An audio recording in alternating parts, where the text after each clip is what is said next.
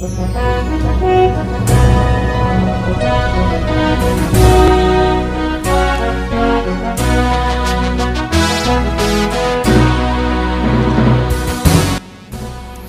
bagi saudara sekalian.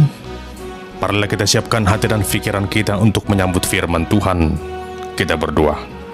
Kasih karunia Tuhan kita, Yesus Kristus, kiranya menyertai dan melawat kehidupan saudara pada saat ini dalam menyambut firman Tuhan. Amin. Jemaat yang terkasih, firman Tuhan sebagai khotbah dalam ibadah rumah tangga, epistel Minggu, pada tanggal 10 Juli tahun 2022, diambil dari Kolose pasal yang pertama, ayat yang pertama hingga ayat yang ke-14. Beginilah firman Tuhan. Dari Paulus, Rasul Kristus Yesus oleh kehendak Allah, dan Timotius saudara kita, kepada saudara-saudara yang kudus dan yang percaya dalam Kristus di Kolose, kasih karunia dan damai sejahtera dari Allah, Bapa kita, menyertai kamu. Kami selalu mengucap syukur kepada Allah, Bapa Tuhan kita, Yesus Kristus, setiap kali kami berdoa untuk kamu. Karena kami telah mendengar tentang imanmu dalam Kristus Yesus dan tentang kasihmu terhadap semua orang kudus. Oleh karena pengharapan yang disediakan bagi kamu di surga, tentang pengharapan itu telah lebih dahulu kamu dengar dalam firman kebenaran, yaitu Injil, yang sudah sampai kepada kamu. Injil itu berbuah dan berkembang di seluruh dunia. Demikian juga di antara kamu, sejak waktu kamu mendengarnya dan mengenal kasih karunia Allah dengan sebenarnya. Semuanya itu telah kamu ketahui dari Epafras, kawan pelayan yang kami kasihi, yang bagi kamu adalah pelayan Kristus yang setia. Dialah juga yang telah menyatakan kepada kami kasih-Mu dalam roh. Sebab itu sejak waktu kami mendengarnya, kami tiada berhenti-henti berdoa untuk kamu. Kami meminta supaya kamu menerima segala hikmat dan pengertian yang benar untuk mengetahui kehendak Tuhan dengan sempurna, sehingga hidupmu layak di hadapannya, serta berkenan kepadanya dalam segala hal, dan kamu memberi buah dalam segala pekerjaan yang baik dan bertumbuh dalam pengetahuan yang benar tentang Allah, dan dikuatkan dengan segala kekuatan oleh kuasa kemuliaannya untuk menanggung segala sesuatu dengan tekun dan sabar, dan mengucap syukur dengan sukacita kepada Bapa yang melayakkan kamu untuk mendapat bagian dalam apa yang ditentukan untuk orang-orang kudus di dalam kerajaan terang. Ia telah melepaskan kita dari kuasa kegelapan dan memindahkan kita ke dalam kerajaan anaknya yang kekasih. Di dalam Dia, kita memiliki penebusan kita, yaitu pengampunan dosa. Demikian pembacaan firman Tuhan. Adapun yang menjadi tema dalam ibadah kebaktian rumah tangga, epistel Minggu tanggal 10 Juli tahun 2022 adalah mewartakan dan melakukan firman Tuhan. Jemaat yang terkasih, hidup yang menghasilkan buah adalah panggilan hidup bagi orang yang percaya kepada Tuhan Yesus. Tentunya di sini diibaratkan seperti sebuah pohon yang daunnya lebat dan buahnya juga banyak, serta rasanya manis. Orang Kristen hendaknya menghasilkan buah yang manis lewat iman dan pengharapan serta kasih yang sungguh-sungguh ditampakkan lewat perilaku kehidupan sehari-hari. Demikianlah situasi kehidupan jemaat di Kolose yang telah didengarkan beritanya oleh Paulus dari rekan sekerjanya Epafras. Epafras menyampaikan sebuah kebenaran tentang situasi kehidupan orang-orang Kristen di Kolose. Tetapi di kemudian hari, situasi itu mulai digoyahkan oleh rupa-rupa pengajaran yang sesat yang hadir di sana, di mana ajaran sesat itu menekankan ajaran untuk menyembah roh-roh dan sebagian mengutamakan Taurat di atas segala-galanya. Walaupun Paulus belum pernah ke Kolose, namun ia merasa bertanggung jawab akan situasi pertumbuhan iman orang-orang Kristen di sana. Dari penjara di Roma, Paulus mengirimkan suratnya yang dibantu oleh Timotius, anak rohaninya, dengan pesan yang tersirat agar bagaimana jemaat Kolose tetap bertekun dalam iman yang sungguh-sungguh teguh kepada Kristus Sang Juru Selamat kita, sebagaimana pengajaran yang telah mereka terima dari Epafras sebagai hamba yang setia itu. Dalam mengawali suratnya ini, Paulus menyampaikan salam kepada mereka yang disebut sebagai orang-orang kudus. Orang-orang Kolose disebut sebagai orang-orang kudus, orang-orang yang sungguh-sungguh hidup dalam kekudusan, oleh karena mereka berlaku kudus sebagaimana yang Tuhan kehendaki. Adapun salam yang disampaikan Paulus menekankan bahwa kasih karunia dan damai sejahtera Allah adalah satu-satunya sumber penyertaan yang sempurna. Untuk itu mereka dituntun lewat salam itu agar selalu mengandalkan kasih karunia Tuhan Allah semata, bukan pikiran, bukan kekuatan, bukan logikanya, namun mengandalkan kasih karunia Allah semata. Demikianlah juga kita yang hidup pada saat ini. Kita mengandalkan kasih karunia Tuhan semata, bukan mengandalkan hikmat, kemampuan, akal berpikir kita. Kasih karunia Tuhan, itulah yang kita andalkan.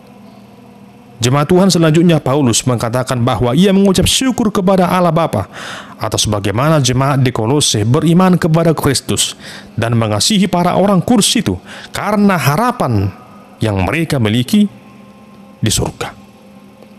Iman, pengharapan, dan kasih, itulah ketiga hal yang tak pernah terpisahkan dari setiap tuntunan pengajaran Paulus kepada setiap jemaat, termasuk kepada jemaat di Kolose. Ketiga hal itu sangat penting dalam menopang kehidupan orang percaya. Tanpa iman yang sejati kepada Kristus, maka segala pengharapan kita akan menjadi harapan yang kosong, yang tak berdasar. Sedangkan tanpa pengharapan yang sejati, maka kasih yang sejati tidak dapat kita pancarkan lewat kehidupan ini. Artinya ketiga hal ini saling berkaitan antara yang satu dengan yang lain. Dan Paulus sungguh memuji jemaat Kolose karena mereka memiliki ketiga hal itu. Paulus telah mendengar tentang iman mereka kepada Tuhan Yesus, tentang kasih mereka terhadap semua orang kudus, dan juga oleh karena pengharapan yang disediakan bagi orang percaya di surga. Jemaat Tuhan, itulah hal yang membanggakan dari jemaat di Kolose. Sebagai orang Kristen, kita juga harus memperhatikan ketiga hal itu, yaitu iman, pengharapan, dan kasih, agar kita senantiasa meminta kepada Tuhan agar Tuhan memurnikan jiwa kita yang kadangkala penuh dengan dosa dan beragam kejahatan ini. Kiranya iman, pengharapan, dan kasih itu melawat kehidupan kita, tercermin lewat setiap perbuatan kita, sehingga orang lain juga akan terkesima melihat segala langkah, perkataan, dan segala yang ada dalam hidup kita sungguh-sungguh mencerminkan siapa Kristus lewat diri kita.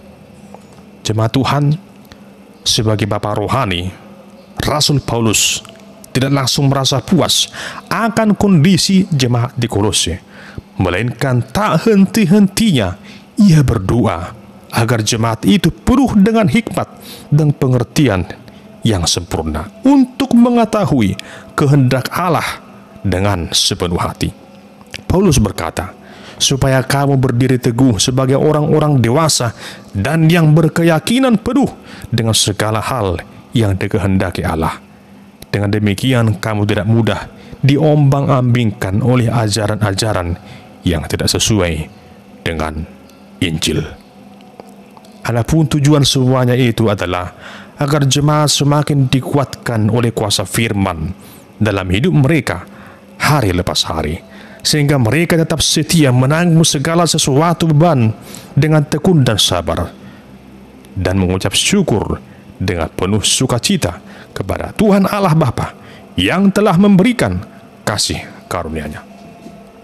Jemaat Tuhan, selanjutnya Paulus juga di sini mengajarkan akan betapa pentingnya berdoa di tengah segala keadaan, supaya setiap orang percaya sungguh-sungguh dapat waspada sebagai orang-orang kudusnya, serta bertekun dan sabar dalam cobaan yang ia hadapi dengan cara berdoa. Dengan doa, kita sebagai orang percaya akan beroleh kekuatan untuk memenangkan segala peristiwa yang terjadi. Benarlah apa yang dikatakan Martin Luther, doa adalah napas hidup orang percaya. Seperti Paulus yang mendoakan jemaat di Kolose, kiranya kita juga semua para pelayan Tuhan mendoakan jemaat yang kita layani, mendoakan setiap orang yang Tuhan percayakan untuk kita gembalakan, agar mereka Tuhan berikan kekuatan, agar mereka memiliki ketabahan, agar mereka juga Tuhan berkati, agar mereka memiliki iman dan kesetiaan yang penuh. Mereka sungguh-sungguh beribadah dengan segenap hatinya. Dan juga bagi saudara, berdoalah senantiasa. Doakan keluargamu, doakan suami, istri, anak-anakmu, agar semua mereka dan juga dirimu senantiasa dalam penyertaan dan perlindungan Tuhan. Jikapun suatu saat ada tantangan kemulut dalam hidupmu, namun engkau akan tetap setia bertahan, oleh karena kuasa doa itu sungguh sangat besar dalam kehidupan orang yang percaya. Jemaat Tuhan, Paulus juga menyebutkan bahwa panggilan kita sebagai orang percaya adalah untuk mewujud nyatakan cara hidup yang baru, yaitu hidup saling mengasihi. Paulus berkata, kita dilepaskan dari kuasa kegelapan dan dipindahkan ke dalam kerajaan anaknya. Ini menunjukkan bagaimana kuasa Allah itu melebihi segala-galanya. Sungguh besar kuasa Tuhan Allah. Hanya Dia yang sanggup melepaskan kita. Tak satu pun yang sanggup, yang mampu melepaskan kita dari kuasa genggaman si jahat itu, kecuali kuasa Tuhan Allah dalam Kristus Yesus. Hal itu sungguh sangat dinyatakan dengan darahnya yang tercurah itu, sekali untuk selamanya kita beroleh penebusan dosa dan beroleh hidup kekal oleh karena percaya kepadanya. Dalam ayat 14 dikatakan, di dalam Dia kita memiliki penebusan kita, yaitu pengampunan dosa. Saudara yang dikasihi Kristus, firman Tuhan pada saat ini menuntun kita untuk menjadi orang-orang yang siap untuk mewartakan dan melakukan firman Tuhan. Tentu saudara mungkin akan bertanya, bagaimana mungkin saya menjadi seorang pewarta firman Tuhan, sedangkan saya bukanlah seorang pelayan di tengah-tengah gereja. Tentunya menjadi pewarta firman bukan hanya sebatas atau dibatasi oleh para pelayan tahbisan di gereja, namun kepada semua orang diberikan tugas dan tanggung jawab yang sama. Kita adalah imam di tengah-tengah kehidupan kita masing-masing, di tengah-tengah rumah tangga kita masing-masing. Firman Tuhan memberikan kekuatan kepada kita untuk memberitakan Injil itu. Setiap orang diberikan perkenanan untuk memberitakan Injil lewat cara hidupnya yang benar. Ketika saudara mampu berkata-kata dengan baik, berkata-kata dengan benar, mengucapkan kata-kata yang membangun, mengucapkan kata-kata yang penuh kasih, mengucapkan kata-kata yang penuh dengan maaf, pendamaian, pengampunan, pemersatu, maka sesungguhnya di sana engkau sedang mewartakan Injil. Ketika lewat kata-katamu itu, orang lain akan merasa terberkati, orang lain akan diperdamaikan, orang lain akan merasa penuh sukacita. Sesungguhnya berita sukacita itu, yaitu Injil itu, sedang engkau beritakan. Karena itu, siap sedialah untuk mewartakannya. Dimanapun engkau berada, kemanapun engkau pergi, wartakan Injil lewat setiap perkataan yang benar. Kata-kata penuh hikmat, kata-kata penuh dengan sukacita, damai sejahtera. Bukan kata-kata kecaman, bukan kata-kata umpatan, bukan kata-kata yang menyepelekan, namun kata-kata yang membangun, memberikan sesuatu hal yang bersifat positif, sehingga orang lain akan semakin dekat kepada Yesus. Selanjutnya, engkau dapat mewartakan Injil lewat perbuatanmu. Bukan hanya lewat perkataan, namun juga lewat perbuatanmu. Ketika saudara mau menolong orang lain, membantu mereka yang berkeluh kesah, yang membutuhkan uluran tanganmu, bantulah mereka, kasihanilah mereka, tuntunlah mereka. Apa yang dapat kamu lakukan, sekecil apapun itu juga, adalah bukti Kristus berkuasa atas kehidupanmu. Injil itu menggema lewat hidupmu. Tentunya saudara terkasih, lewat cara-cara demikian akan semakin banyak orang yang mau menjadi orang-orang yang percaya kepada Kristus. Dan kita semua orang-orang Kristen sebagai pengikut Kristus tentunya pasti akan dimampukan untuk menjadi pewarta kabar sukacita bagi setiap orang. Dan di samping itu juga kita harus melakukan apa yang kita sampaikan itu. Kita tidak boleh menjadi seperti keran air yang hanya menjadi saluran air itu melewatinya. Namun kita harus menjadi seperti kolam di mana air itu juga dapat ditampung, dan kolam itu mampu memberikan kehidupan kepada sekeliling di mana kolam itu berada. Itulah kehidupan kita, mewartakan Injil, mewartakan firman Tuhan, sekaligus melakukan firman Tuhan itu dalam kehidupan kita. Menjadi seperti Epafras, hamba Kristus yang setia. Besar dan sungguh berat tanggung jawab yang Tuhan berikan kepada kita. Namun jangan takut, ingat dan ketahuilah, Tuhan Yesus juga telah berjanji akan menyertai kita sampai akhir zaman. Tuhan tak pernah meninggalkan kita. Lewat Roh-Nya yang kudus, Ia perlengkapi kita dengan kuasa dari tempat yang maha tinggi, sehingga firman yang kita beritakan itu tidak akan pernah kembali dengan sia-sia. Firman itu akan menyatakan kehendak dan kuasa Allah. Untuk itu saat ini, mari buka hati dan pikiran saudara, karena saudara boleh berkata di hadapan Tuhan, "Ini aku Tuhan, utuslah aku menjadi pewarta firman-Mu sekaligus sebagai pelaku firman Tuhan." Kiranya damai sejahtera, rahmat Allah yang abadi menyertai kehidupan saudara.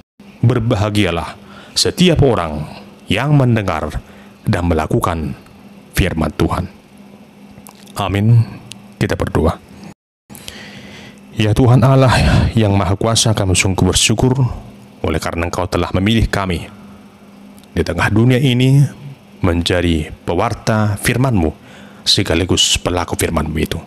Seperti hamba-Mu Paulus dan juga Epafras, kiranya Tuhan juga menuntun kami untuk berlaku hal yang sama, sehingga firman-Mu itu dapat kami sampaikan kepada semua orang, dan juga kami mampu menghidupi firman itu yang berkuasa dalam kehidupan kami. Berkati setiap jemaat Tuhan, berkati setiap para pelayan Tuhan, agar dengan penuh penyertaan dan kuasa Tuhan sungguh-sungguh mewartakan dan menghidupi firman Tuhan yang sungguh berkuasa itu. Terpuji nama-Mu ya Tuhan yang Maha Kuasa. Dalam Kristus Yesus kami sungguh bersyukur hanya kepada-Mu saja. Amin.